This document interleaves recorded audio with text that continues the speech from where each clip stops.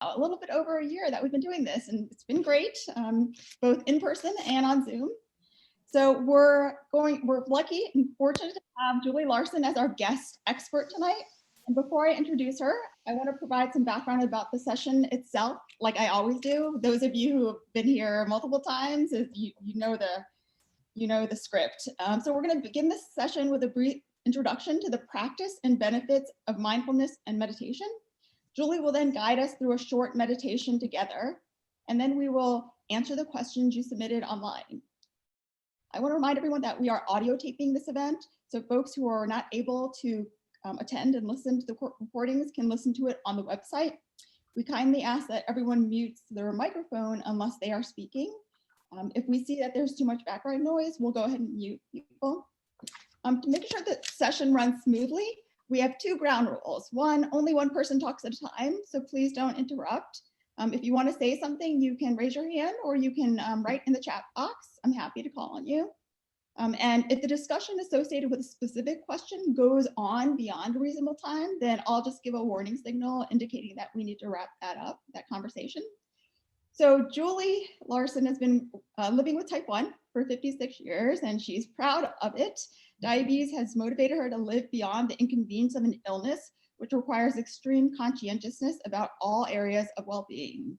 She's traveled the world, been a windsurfer, member of a hot air balloon crew, a downhill skier, and has 2 healthy children. Julie is a retired elementary school teacher who has also taught college night courses on the topics of beginner's meditation, enhancing your intuition and exploring your chakra system.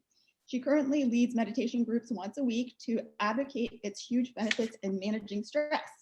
By using this tool to calm the body and calm the mind and relax the body, she has experienced the direct benefit of improved blood sugar management and reduced insulin consumption. She believes meditation is something that everyone from all walks of life can enormously benefit from because of the mental clarity and calm it brings, as well as other physical benefits. Without further ado, welcome, Julie. Thank you so very much, Tricia. I appreciate that long, fast intro. I'm very pleased that there's so many people that have turned out, which is a very good sign in terms of people wanting to improve the quality of their life and the effectiveness of their diabetes control. So that's really exciting. I do want to start by mentioning that the term mindfulness in terms of meditation is actually a misleading term, because a true meditation is that of achieving mindlessness. Can you hear the difference between mindfulness and mindlessness? Is everybody able to hear me okay? Yep. We're good? Excellent. So meditation is a place to press the pause button on your usual non-stop monkey mind thinking. I'm sure you can all relate to that. It allows you to give your brain a break, to quiet your mind, which suspends all resistant thought, such as stress, worry, fear, and confusion, so that you can rest in a place of calm receptivity to restore your natural way of being. Stress isn't your norm. Complete calm and relaxation is. So if you've never tried meditation before, this is a really wonderful opportunity to compare your busy mind with your meditative mind and see which way feels more comfortable and more natural to you. Should I continue, or is there any questions while we're waiting for more people to connect? No? I'll keep going then.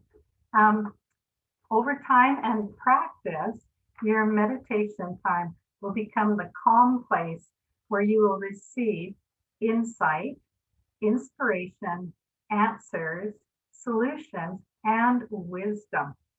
It will be your go-to place for clarity. But first, you have to clear a space. You have to create an open screen. You have to turn a fresh page so that you can become aware of this highly calming vibrational space of non-thought. I will not be teaching you transcendental meditation, which is holding non-thought for a very long duration. Ultimately, especially tonight, if you can manage 30 seconds to 30 seconds to a minute of non-thought, you will be doing very well. So it's important you understand that there is no effort to put into this experience. You are meant to simply relax and to allow your body and mind to do nothing but notice what you are noticing. Did you get that? That's really important. You're only meant to notice what you are noticing in your meditative mind.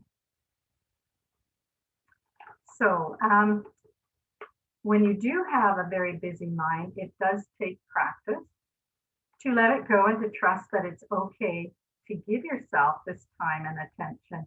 It is not selfish to calm your thoughts to achieve personal well-being. You will become more aware and thus more effective in your relationships and in your physical well-being. I think I am proof of that. I've been meditating for 25 years and I don't regret a single minute of it. My normal practice is to meditate for a full hour in the morning, but that is not the norm. That's me going overboard. If you can get in 10 or 15 minutes every morning, you are doing very, very well. So with that, how shall we proceed, Trisha? Oh, can't hear you. Oh, would you like to start your induction, your meditation induction, and have people, I guess, create the comfortable and peaceful environment? Okay. All right. Do we have all the people that are going to be joining already in the group? Yes. Perfect. Okay. So what I would like you to do, actually, I don't see everybody's faces there, but if you've had any meditation experience, could you just raise a hand so I know? One? Okay, no problem. What I would like you to do to prepare for your meditation is, if you're choosing to sit upright in a chair, to put your feet flat on the floor, or if you prefer to sit on the floor, make sure you are cross-legged. And get really, really comfortable. You might want to turn your legs down a little bit.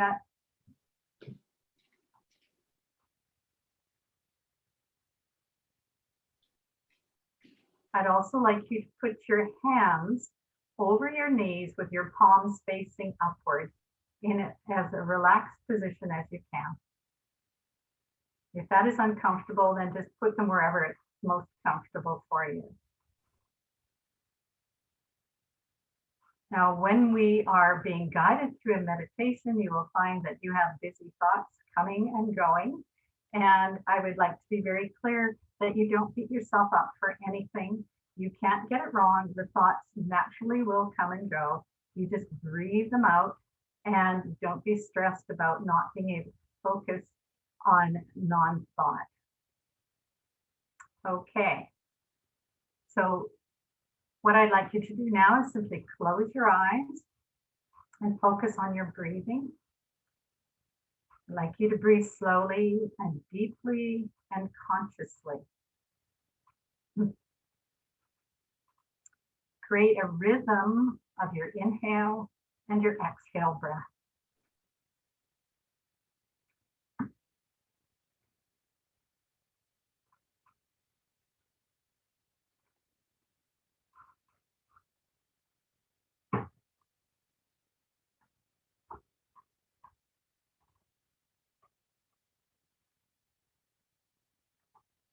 And now with yourself, be completely relaxed and focusing on your breath.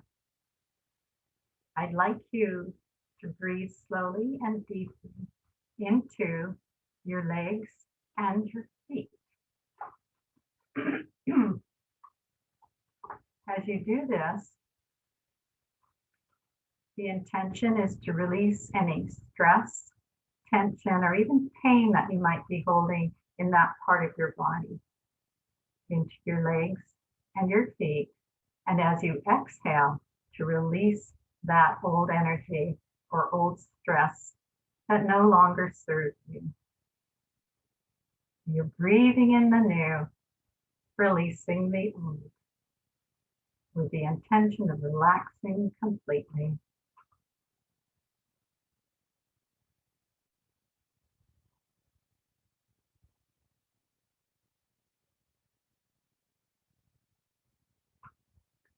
And now with the next 3 breaths, I'd like you to focus on your lower back, then your middle back, and finally your upper back. With the same intention, you're releasing any tension, stress, discomfort, or pain in each part of your back and breathing in brand new energy.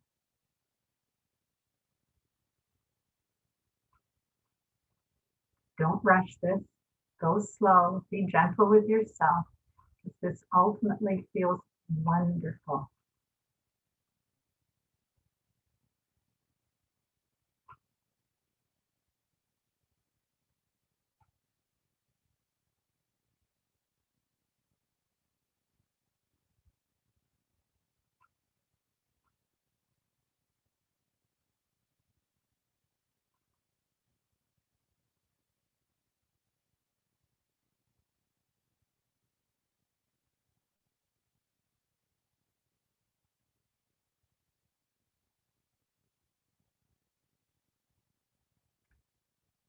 And now I would like you to breathe into your shoulders, your arms, and your hands with the same intention, releasing any discomfort, stress, pain, tightness, and breathing in brand new, pure energy.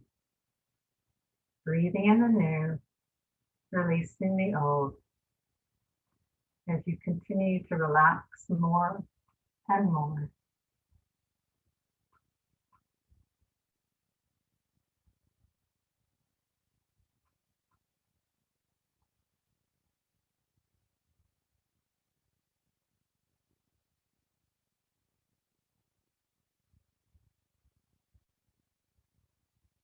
And finally, I would like you to breathe in this new, fresh energy into your neck and into your head, paying specific attention to relaxing the muscles of your jawline, between your eyebrows, around your eyes, and even inside your head, behind your eyes, where you often carry tension without even realizing it. Breathe in this new, fresh energy with the intention of relaxing completely as you release the old energy with your exhale breath.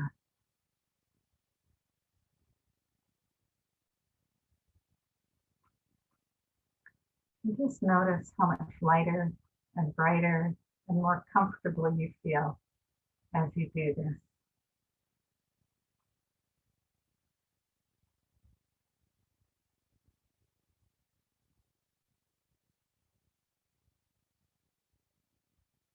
And now I would like you to imagine or to notice that you can feel a gentle, warm, soft, light energy.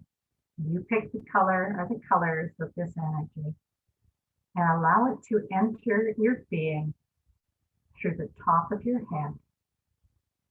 And then just slowly, deeply breathe it down into your entire being.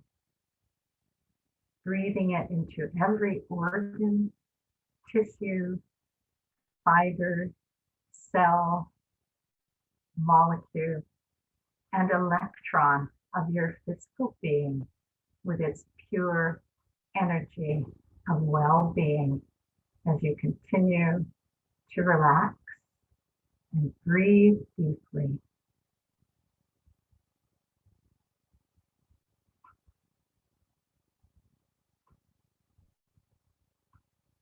Let this light coming through the top of your head, moving slowly down to each part of your body until it reaches your feet.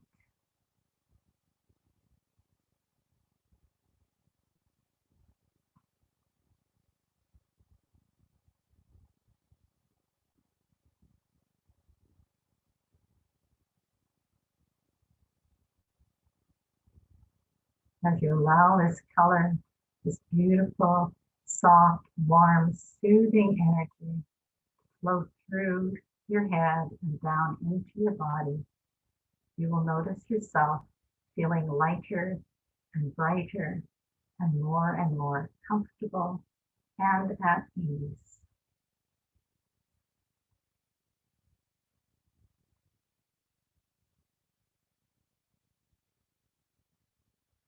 And now that you are completely relaxed, I would like you to imagine yourself settling into your favorite place in nature.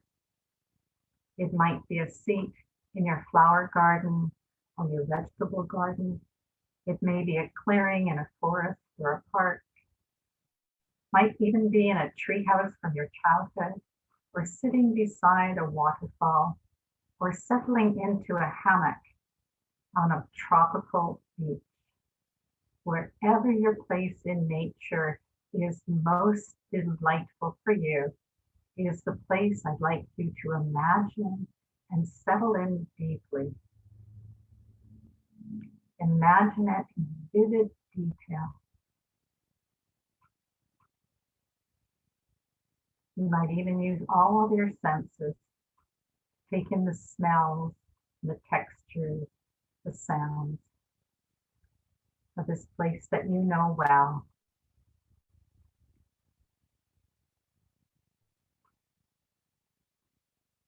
And as you do this, know that you are safe and warm and peaceful in your chosen place.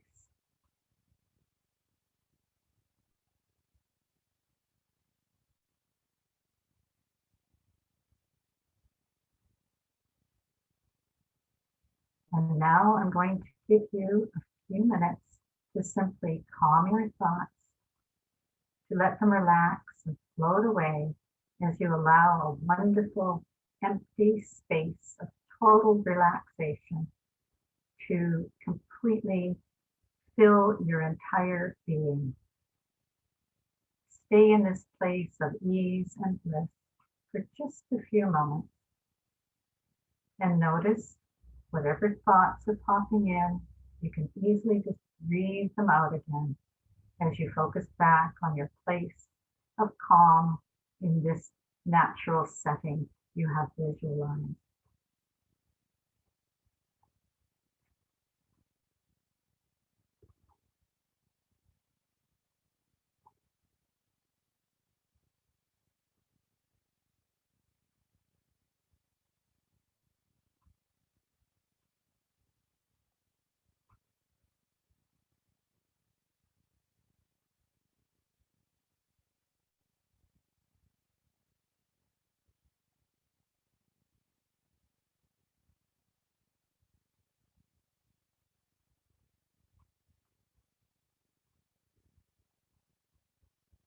If you find that thoughts keep coming into your mind, simply breathe them out and remind yourself that the power you seek is always within you.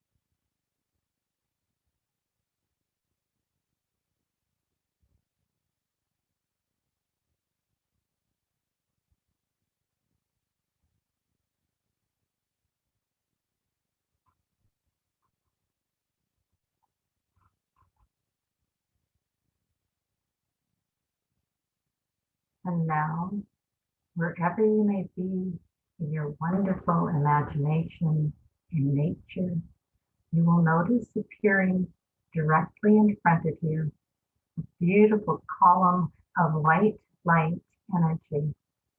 I'd like you to enter into this column, to open up your arms, and to receive all the beautiful energy of light and love that is coming from your source.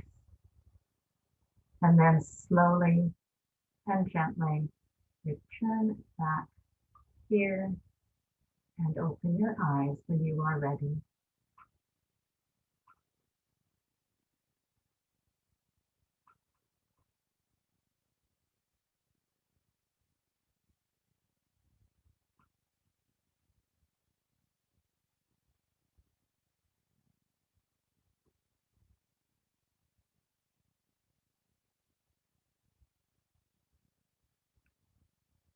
Can you give me a show of hands to say that that was long enough for you?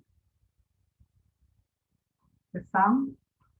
How many found that it was too short because you just got into that beautiful relaxation state? You could have gone longer. No, not as many.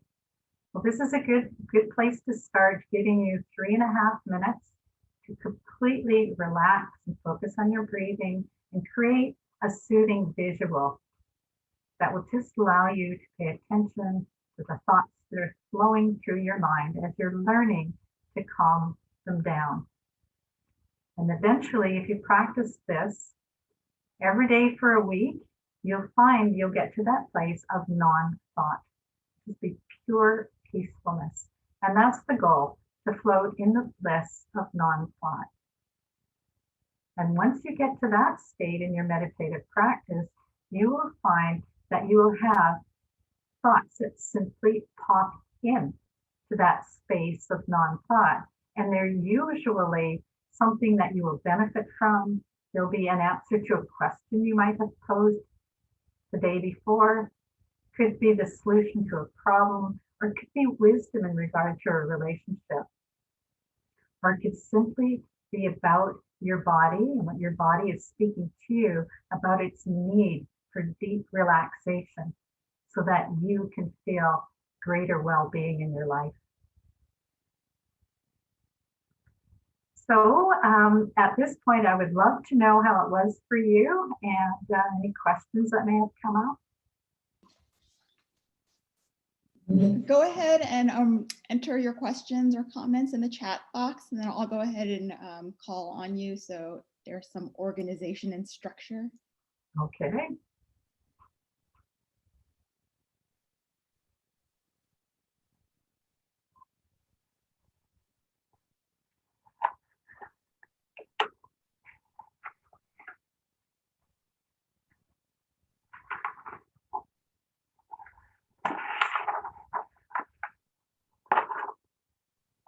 Okay, I'm going to go ahead and ask the questions that were pre-submitted, and maybe that will trigger some more a cascade of questions. All right, so the first question comes from Nadia.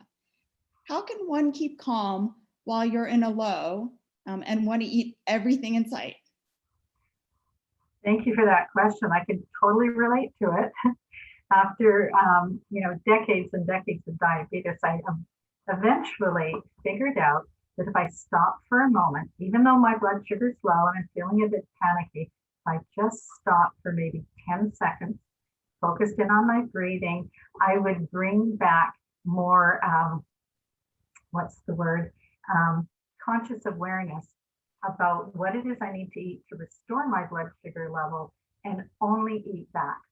I'm more focused, I'm more tuned in. And for me in particular, I can raise a low blood sugar within a minute by eating half a banana. That's my cure-all. If I stick my spoon in the honey pot, I end up eating way too much. So if I have a specific amount of some food group that I focus in on, and then with that 10 seconds, I remind myself, oh yes, that's my solution. Then I don't have to eat everything in the kitchen. Nadia, Nadia, did you want to comment, or did you have a following question?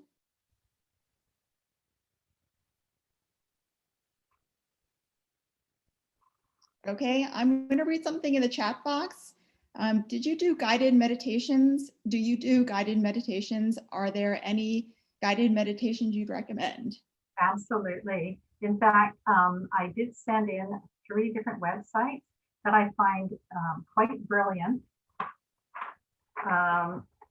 They're each 15 minutes, and they really are a wonderful introduction to slow, easy meditation where there's music in the background, the voices are soothing, and they're really easy to find on the internet, and there's no cost to any of them.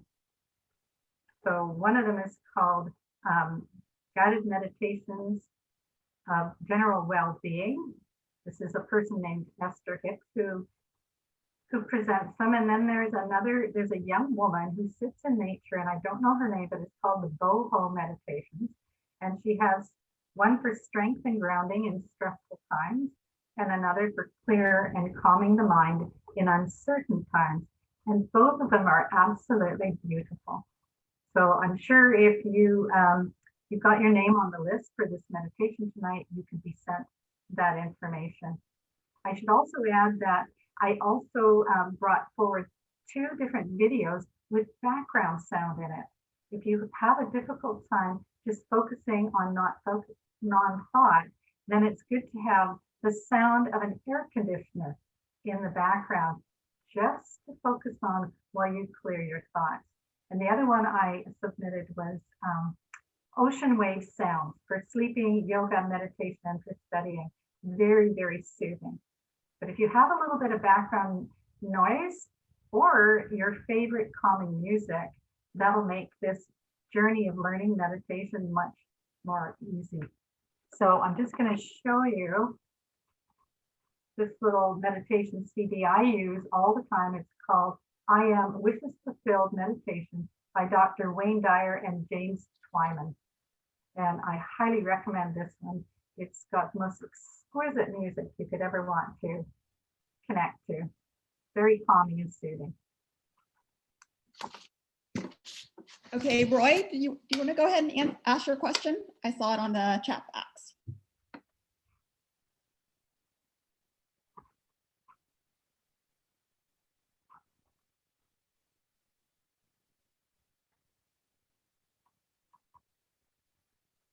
Is it on mute? There we go. Okay, I got it, I think. Sorry. Yeah, so I was saying that I often find it very challenging for myself. I do mindful meditation every day, but it's something that's recommended for me to do first thing in the morning, the one that I follow. And I find that really challenging to kind of to be almost awake enough or to be in the right frame of mind until I've kind of gotten my day started. And I'll often find that I want to do it after an hour or two the day has started. So I'm just wondering your thoughts on that. Good question, Roy. There are really no rules. It's important that you go with what you're most comfortable with. And if, say, 10 a.m. or 11 a.m. works best for you, then do it then. Okay. And if you're falling asleep when you're meditating, then perhaps you should get to bed a little earlier so that you're completely replenished and refreshed. Really, okay. Meditation is about taking care of you in the highest and best way. But you can't do it wrong. Okay, great. Thanks. I did have another question. Can I continue? Yes, you can. Yeah. One of my big kind of takeaways, having done this for a couple of years now, that I'm really happy to be able to ask this, somebody who's done this so long, is that it seems that the idea of thoughts are almost bad when you're trying to become aware of yourself thinking or having these thoughts. So I'm curious, because of somebody who does like to think a lot or likes to dive into thought, is it just the idea that we're supposed to be sort of turning off those thoughts for a while or becoming more aware of our own thoughts, but it's okay in the rest of the time to be thinking, if that makes any sense? Yes, it does. Another good question. We learn so many things from other people, and they're sometimes based in fear or rules that don't really serve us. So when you're in a meditative state and you're thinking your thoughts, you just notice them. And it would also be of use to you to notice the emotional response you have to the thoughts. If they're, comfortable and inspiring and creative, then just allow them to flow through and notice them. If they're of a lower frequency where they bring you frustration or anger or anything of that nature, then just use your breath more completely. I see. Let it go. These thoughts are not for your greatest good. And it's easy when you realize that you have complete power over your thoughts, always your choice. And, you can use your breath control to step away. Rather than putting any big effort in, you say, no, I'm taking charge here. These are my thoughts. I'm easy with it. Then it becomes it's been positive. Yeah, it's been a real hack, just the idea of like noticing and breathing and then sort of just recentering and then moving forward. It's been great. Good. Okay, thank you very much. Awesome. Gary, you had a question that was similar, but do you have another question, or do you want to follow up? I was wondering if there's a good time to do it. I would suggest that you do it, such as with Roy, do it when it feels most comfortable to you. However, my own practice is to do it first thing in the morning where I'm not already busy with my regular world. When I lead guided meditations, I do them at the end of the evening. So I'll have 10 people in my home. We'll sit in a circle and we'll just unite our energies. And it's very easy to relax when you're supported by a group. So on your own is perfect, and exploring group meditations may also be a good idea at the start of your meditation practice. So you just get used to it. You're welcome. Okay. Shada, you made a comment. Did you want to talk about the meditation technique that you use? You don't have to. I'll just wait a couple of seconds. If you don't talk, I'll just go to the next person. Oh, sure. Hello. Can you hear me okay? Yes. I'm a Vipassana meditator, and so I mostly do Anapana meditation as well. But yeah, a lot of this meditation was very much about relaxing, and which is definitely not really like, well, I don't want to put any like sort of descriptive nature on Vipassana because it's so different for every single person. But for me, it's work. For me, it's work every time I sit. So this was nice to also kind of like give like a healing balm to the heart and just allow a little bit of nurturing. And I found that I had quite a few like inspiring thoughts come up throughout the meditation, which was really nice. So thanks. Welcome. I'm delighted to hear that. Doing a variety of meditations is always a wonderful practice too. And then eventually you'll really resonate with the one that works best for you. And then you'll find over time that's the place you go. Because you don't want to be putting effort or work into that process. You just want to relax and let everything flow and bring in that quiet mind where you have that. I really like to emphasize this part where you clear your thoughts out. It's like you've got this big movie screen inside your third eye or your forehead. And then that allows a place to receive the information that you have access to while you meditate. It's really quite powerful over the weeks as you begin to be consistent with your meditation.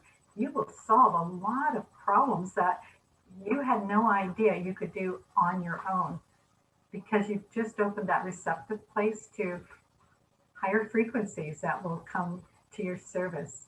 When that first happened to me, I just thought it was weird that all of a sudden I had the answer to something I'd been pondering for a week. And lo and behold, it popped in and it was amazing. And everybody can do that. It's not just me. So I'm glad to hear that you, Shada, have got some inspiration very easily tonight. Thank you. Allie, do you want to talk about the timer app you mentioned in the chat box? Sure. I recently participated in a retreat with riding on insulin. It was called Sweet Retreat, and it was like an introduction to mindfulness or meditation and yoga. And Molly recommended if you want a timer, even just a time, so you're doing like maybe a minimum of 10 minutes of meditation or mindfulness in the morning or whenever, to try the Insight timer. And it's a free app, and I did download it, and it's great. It's got a simple timer where you can have a bell at the end, and it's got guided meditations, and if you can't sleep, it's got sleeping like music to help you sleep, and it's got yoga and other things, and it's super awesome. I for free. You don't have to pay to be into it, and I definitely recommend it if you just want to try, just sitting and trying to clear your mind for 10 minutes. And I'm only into this in a very entry level in the last few weeks, but I find it very useful to have put the headphones in and have silence, or have something really mellow, like some beautiful music like you spoke of, Julie, and just to have the option of like, okay, I've done 10 minutes. And the other thing I'd like to add is that Molly quoted some research, some actual scientific research into the benefits of mindfulness and meditation, and basically being able to, it's kind of like hitting a reset button was what I took from it in your brain.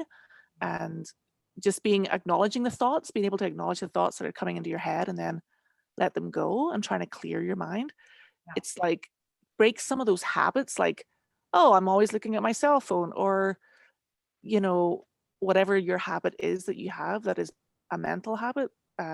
It was really interesting. I'll try to find the article and share it with you, Dr. Tang. Excellent, thank you. I think that's a great idea. The more methods you have to promote self-relaxation and meditation, the better. Okay, great. I'm going to go back to the pre-submitted questions, and I'll just kind of ping pong back and forth. This is from Shada. Do you ever experience diabetes burnout? And if so, how do you utilize mindfulness and meditation when the inevitable burnout is going to emerge? That's a tricky question, because I haven't had any burnout since I started meditating. But prior to that, in 1995, I was going through a divorce, a move to a new city, a new job, and my daughter was diagnosed with OCDs. So I had so much on my plate, plus having to deal with, insulin and diet and exercise and all that. So that was my big burnout point. But that's what motivated me to try something different, which turned out to be the meditation. So when I take my time in the morning to meditate, to calm myself completely, I actually create an intention for my day to flow smoothly, for me to be highly aware of what's going on around me, what my choices are, what my food choices are, and, just being calm and easy, and focusing on the fact that other than having to take insulin, I'm 100% healthy. When you focus on the good stuff, more good stuff unfolds in your lifetime. So when you focus on the dreads and the drudgery of being diabetic, you actually add more to your experience. You get what you focus on. Does that make sense to you? Yeah, for sure. Yeah, I think like the term diabetes burnout is more so like speaking to that extreme kind of burnout. And I was trying to, I use that term, but actually what I was looking for more of the like, just like those low points where it's not necessarily that the world is ending or like that it's quite that extreme, but that just, I'm sure all of us can agree that from time to time, you just have to feel the weight of it. And so, yeah, so I appreciate what you're sharing about the focus. And I know for myself, it's quite easy to focus on the hardships of life, and the hardships of society, the hardships of the collective experience. And so shifting, just making sure that there's that balance of also shifting on and looking at the positive and focusing on the good and the health and the well-being, as how you're doing in your meditation practice.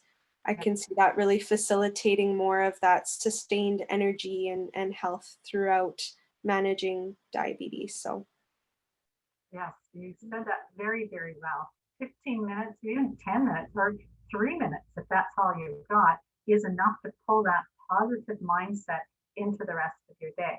And of course, we're all human. We are going to feel the drudgery and, the burnout once in a while. But through this practice of becoming more aware of what you're thinking, you can catch it sooner. So it doesn't have to pull you down as quickly. And then you can carry on through your day and make an intention to appreciate as much positive as you can, which also takes you away from that focus on the low points. And the other point I want to bring in is add more humor and laughter into your life. If you can find it anywhere, I mean, go for it. That's the best part of being alive, is that big giggle you get that just feels so very refreshing. You can even add some of that to your meditations. So Shada, I just wanted to follow up on what you said about diabetes burnout. A lot of what you're saying, it sounds like, which is, a synonym essentially, diabetes distress. And it's, as I'm listening to you, I'm thinking, God, it's, you must feel mentally exhausted. And because there's just these relentless demands and it kind of never goes away. And so those are, and you were saying it's not the end of the world. It's kind of like a dip. When you're feeling a dip, you're not feeling a crash, but are you saying that, is there a way to prevent that kind of crash when you're experiencing the dip first? Maybe. I think like, yeah, I appreciate what you're reflecting.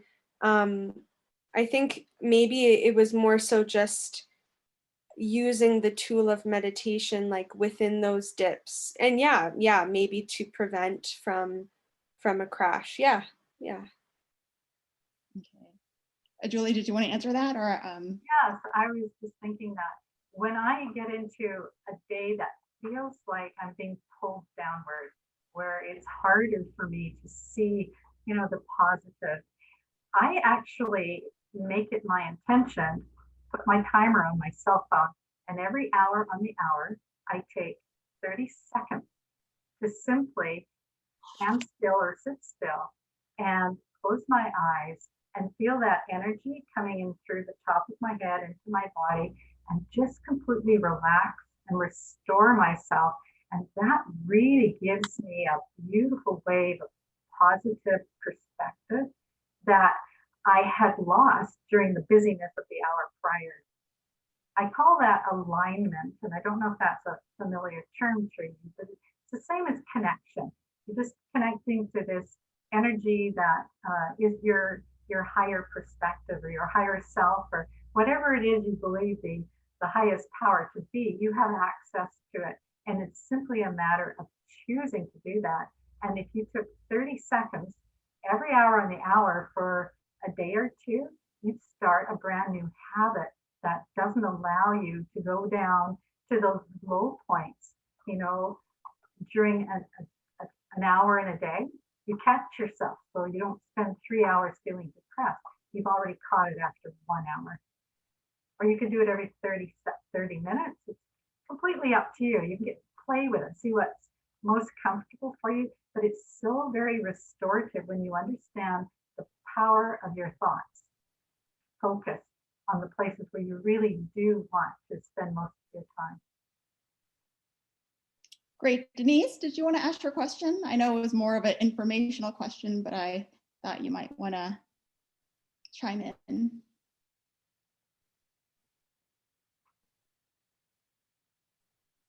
Okay, Melanie Plintock, did you want to ask your question?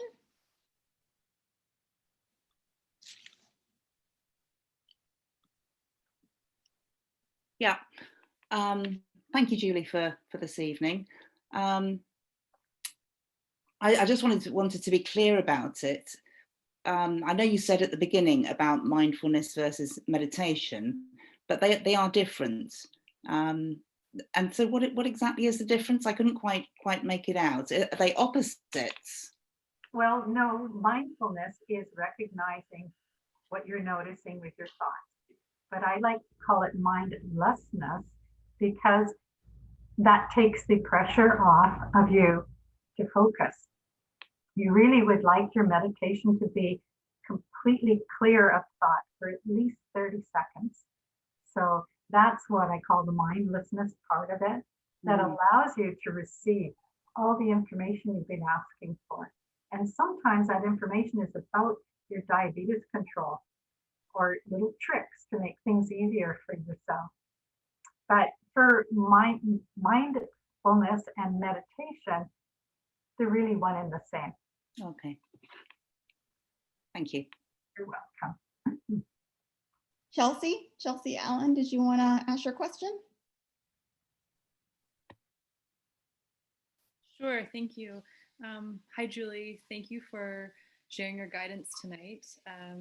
I just had a question pertaining to blood sugars and meditation, and I'm just wondering if you notice or observe a difference in your thought patterns when you enter meditation, either before or after episodes of blood sugar variance. Right. Very, very good question. That ties into so many things.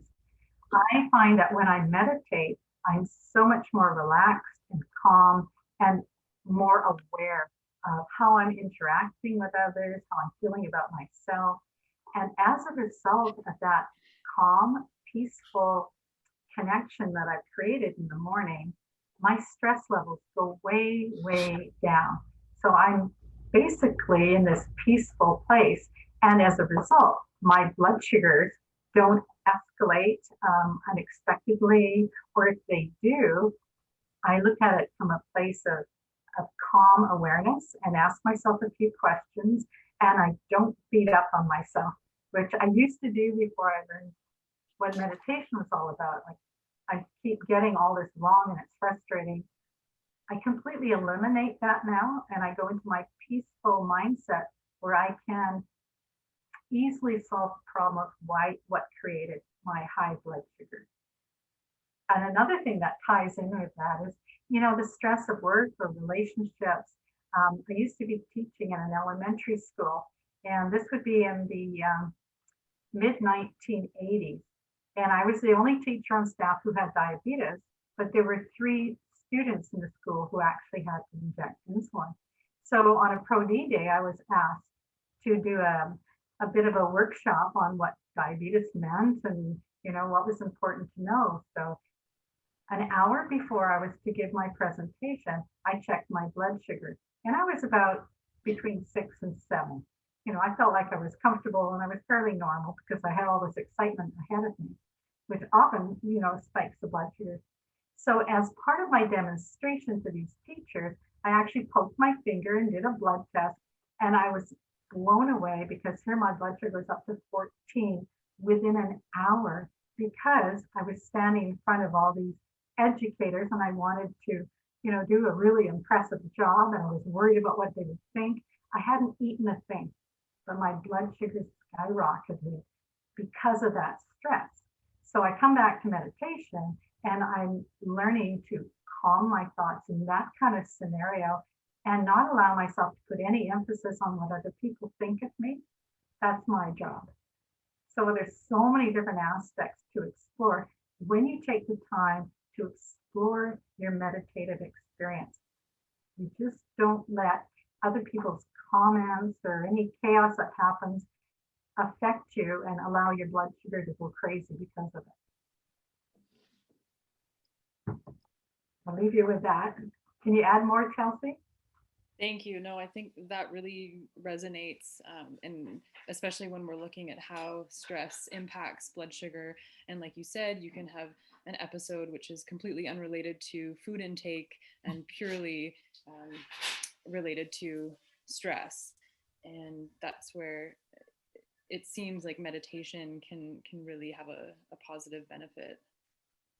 It's a good habit to create, because then you just catch yourself at the beginning of becoming stressed or reacting to somebody else, and you take better control of it and keep your blood sugars more stable. I would also like to add, what I find with most of the diabetics that I have met, they're highly sensitive, meaning not wussy or anything like that. They're sensitive to other people's feelings and their thoughts and maybe even their energy. So sometimes when there's people around you that are in chaos or they're frustrated, you will pick it up and feel like it's yours and not know how to deal with it, and then become confused because you really weren't, upset about anything, but now you're feeling upset. So when you have this meditative practice, you actually teach yourself how to discern between what's your stress or anxiety or what belongs to other people, and then you can choose not to take it on. So there is that discernment and that awareness level. And my best trick, if you will, is if I'm feeling something. For example, a couple of weeks ago, I was sitting at my kitchen table, feeling calm. I was reading a book, and then this very strong wave of melancholy just went right through me, took me over, and it sort of knocked the air out of me. I thought, what on earth is going on? This doesn't feel like mine, but maybe it is. So I just started to breathe consciously. I connected to my higher power, and I kind of wrapped myself in that column of light. And as soon as I did that, the melancholy was gone, absolutely gone. And 2 hours later, my sister phoned me and she said, I've been feeling so melancholy. And I thought, yeah, I could feel that. And I took the time to pay attention and to eliminate it because I know how to do that. That's huge. When you start to think of all the people you're interacting with every day, it's important to know what's yours and what's theirs, and that you can do something about it right away. And that helps you control your blood sugars. Okay, Marina, you had a question on the chat box. Would you like to ask?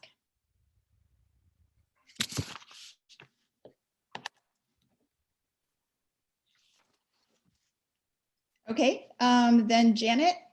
Sorry. I was trying to unmute myself. Do you hear me well? Yes, we can hear you.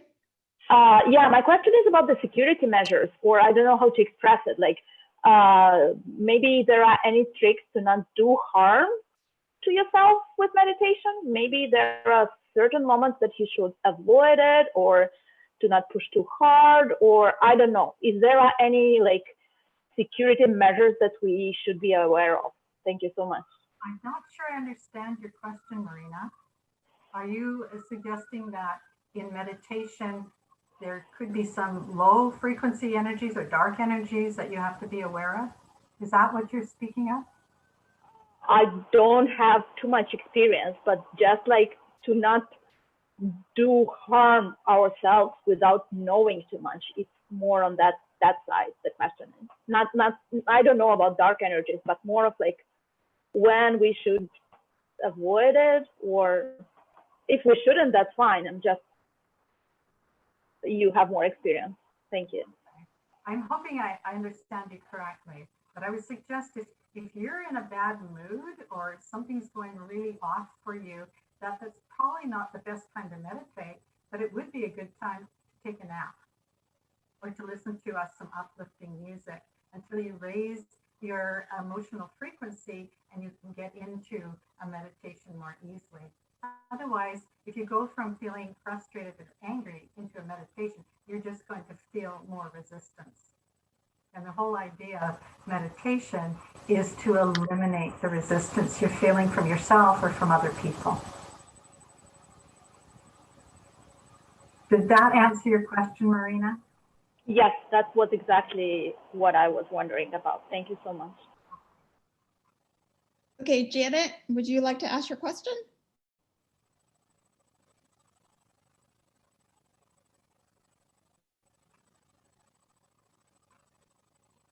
Okay, Krista, how about you? I saw you on the chat box.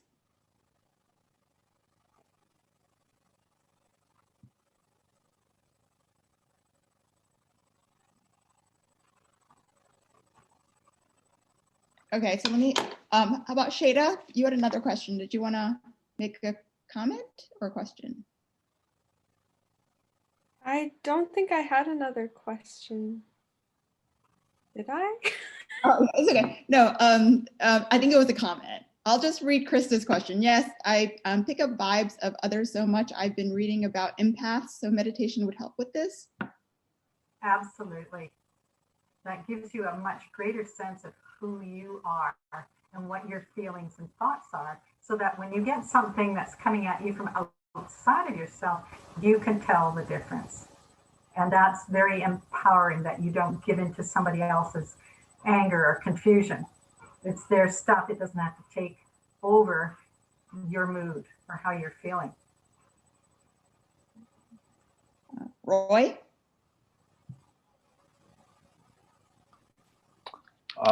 Yeah, I just wanted to ask about sort of more the quantifiable aspect of all of this. I know from my own experience empirically that, yeah, I feel great doing this every day.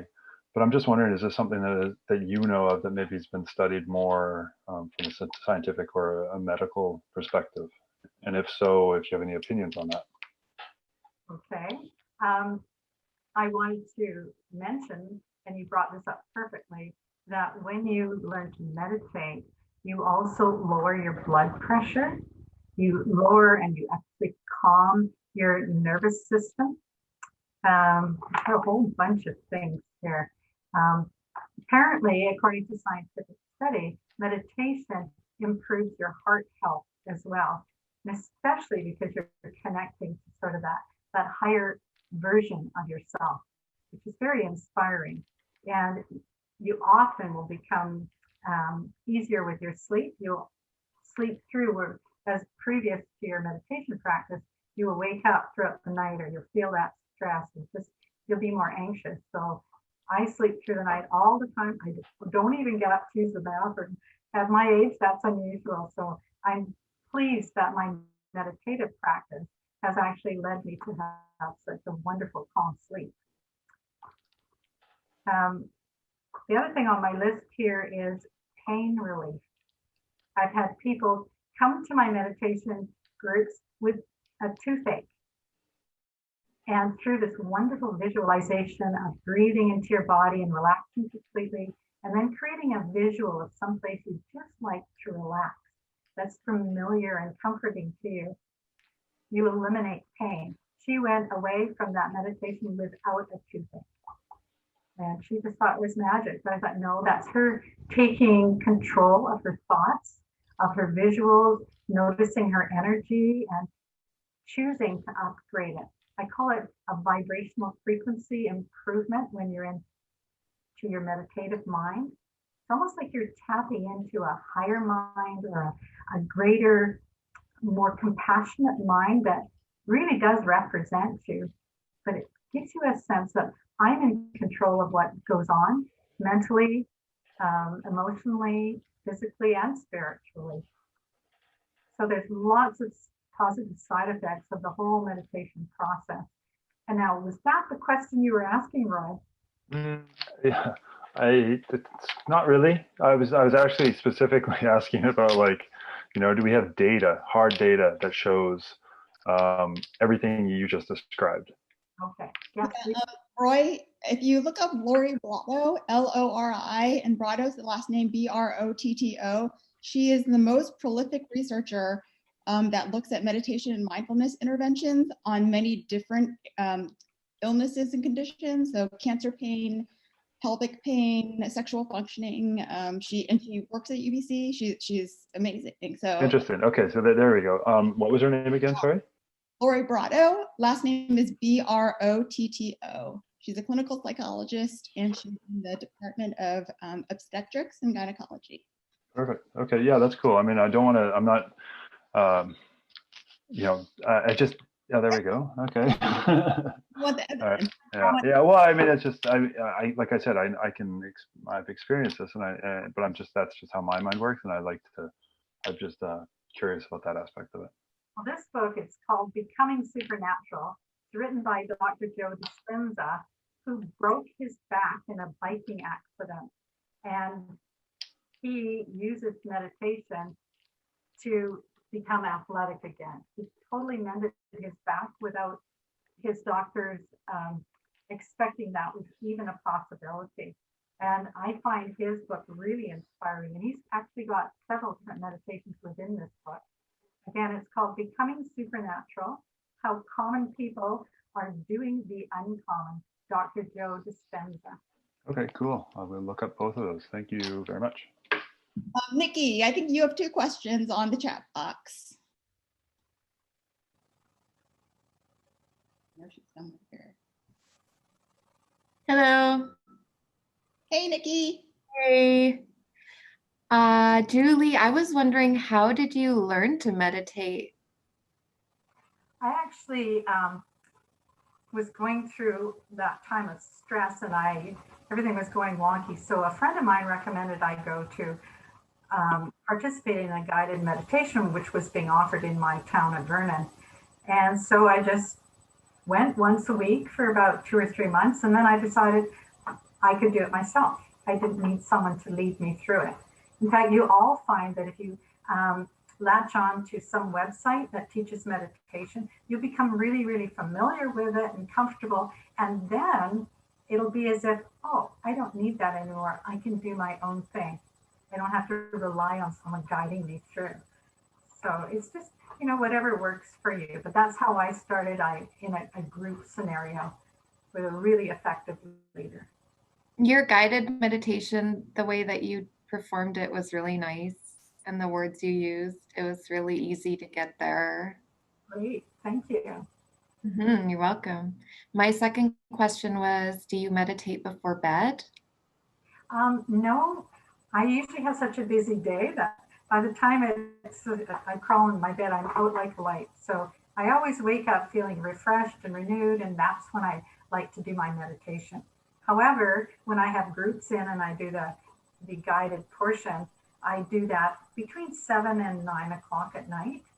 And it's usually a much, much longer meditation that we go through, but these are advanced meditators.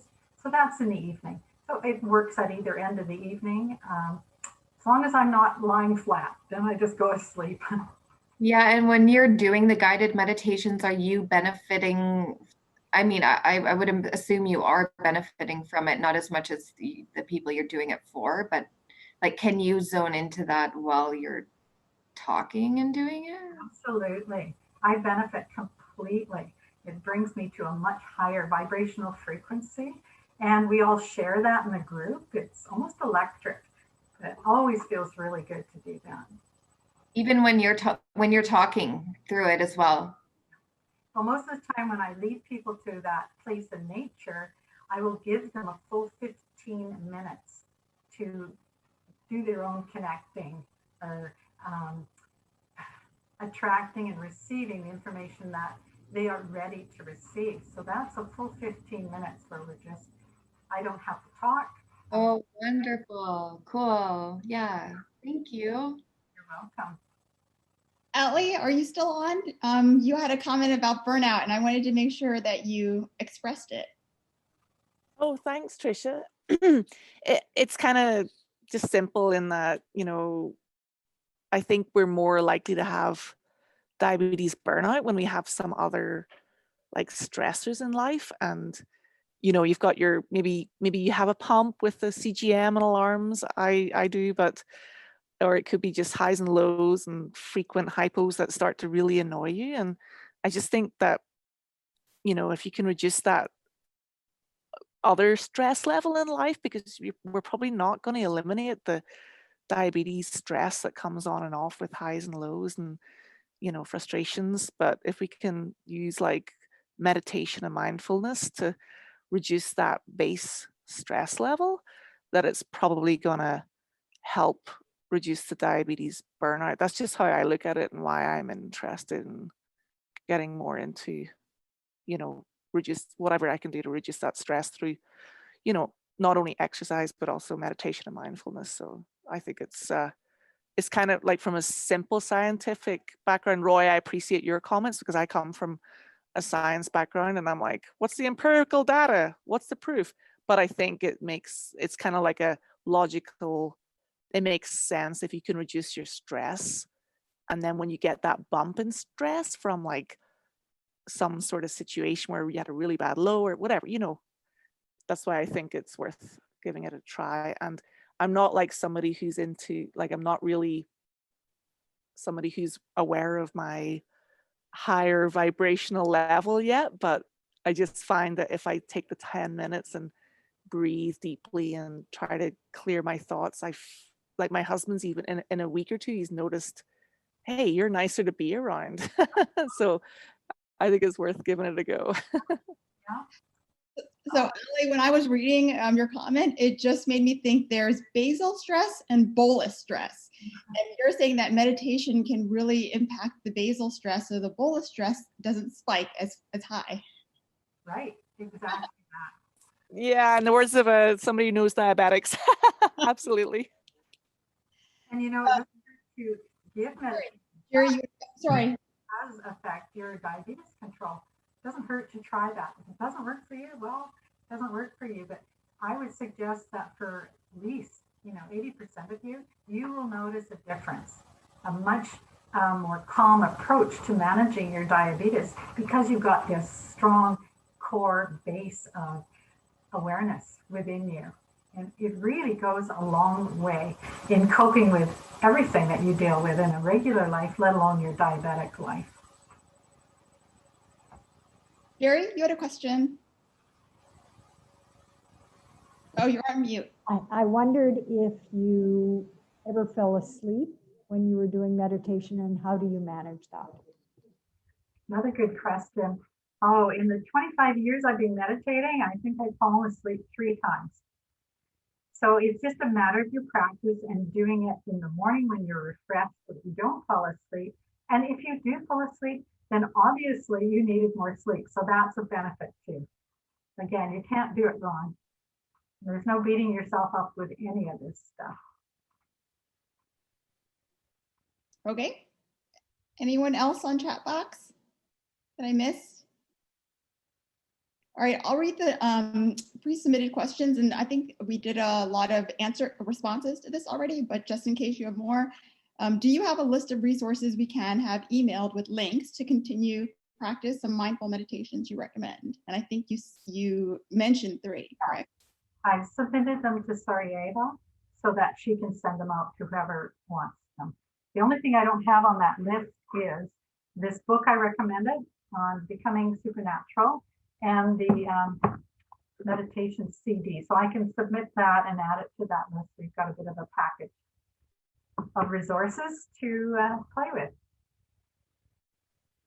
Oh, and then we have a question from Alan. Do you hold classes now? Group? I think you do hold group classes in Vernon, right? I do, yes. Perfect. Thanks. I will look that up. I really enjoyed this evening. It's very informative. Great. Thank you, Alan. Are you in Vernon? Well, I'm in Coldstream, right next door. Okay, you certainly are close. Absolutely. Great. Okay, there's another question. I'm not sure if it's a good fit for this, but I was diagnosed with diabetes in 1967, and there was never any mental health care people to assist me with all the ups and downs I've had to deal with over the years. I've tried to find psychological help, but I've been told there's nothing out there specifically regarding diabetes. I'm wondering why psychological help isn't out there for diabetes if we need it. So my answer to that question is, again, I think I've said this a couple of times. I don't know why, but behavioral diabetes and clinical psychology is not a subspecialty in Canada. No. It's a subspecialty in the United States. But the good news is that it's JDRF is launching an initiative where they want to train psychologists, social workers, and clinical counselors about diabetes type 1 and type 2. So we definitely. People recognize the gap in healthcare and they're trying to fix it, but you're right, there's very few people, and whoever wrote that, you can email me and I can give you a name of someone who is a clinical counselor.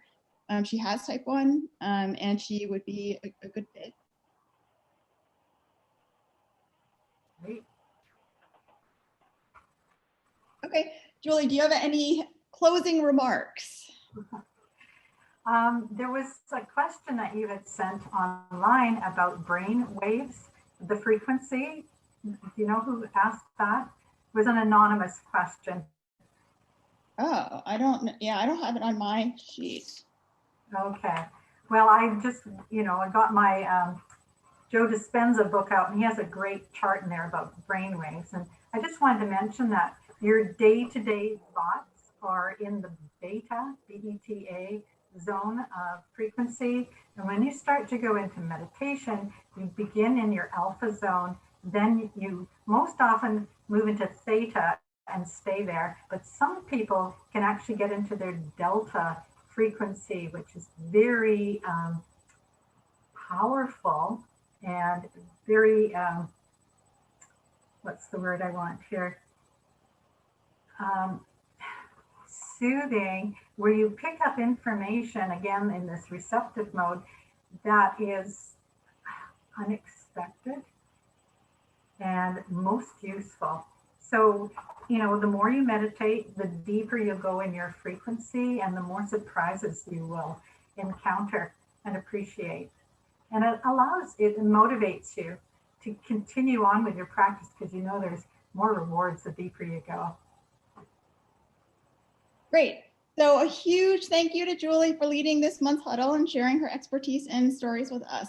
Thank you everyone for attending tonight. We really hope that you enjoyed the session. Hopefully implementing these practices can help to make diabetes management at least a little less stressful.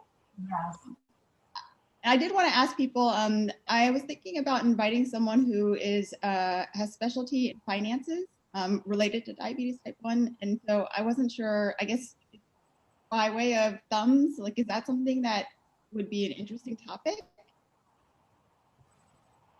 Okay, yeah, so she actually works specifically with people with type 1 and finding ways to, get the disability tax and all the other kind of things that would help you get money from taxes and other sources. Okay, great. Thanks so much, everyone, for joining the huddle. And we will send you a message shortly, maybe in about 2 weeks, about the next huddle. Great. Nice to meet you all. Thank you for being here.